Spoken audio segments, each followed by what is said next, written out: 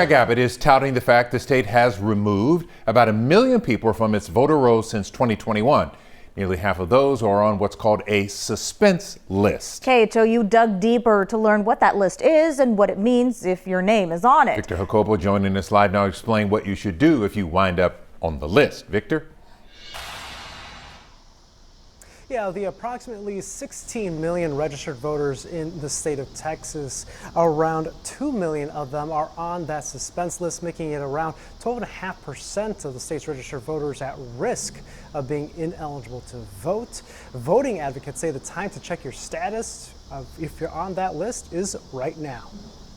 Of the more than 1 million people knocked off the state's voter rolls since 2021, Governor Greg Abbott this week announced more than 463,000 of those people were on what's called the suspense list. Just double check your voter registration status right now. To get answers on the suspense list, I went to the League of Women Voters, who say the number published this week of people on that list removed from the state's voter rolls was not alarming, but rather in line with what the organization has seen in past years. The suspense list is used to identify voters who may have moved since they have registered to vote. Registered voters are mailed renewal certificates every 2 years to the address they're registered in. If election administrators don't get those mailed back, that name will be put on the suspense list. Voters will only be removed from the state's voter rolls if you're on the suspense list for 2 federal election cycles after your name gets put on the list. If you've not voted recently, we've had lots of elections this spring, and if you haven't voted in one of them, then you should check. But it is important to note, if you're on the suspense list,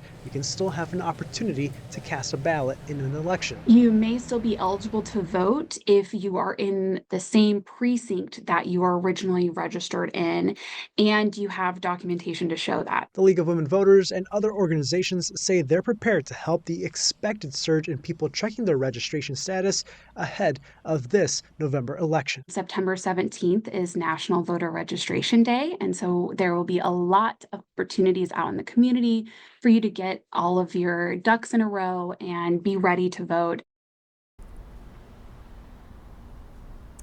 KHOU 11 is going to have the resources you need to check your registration status on our website.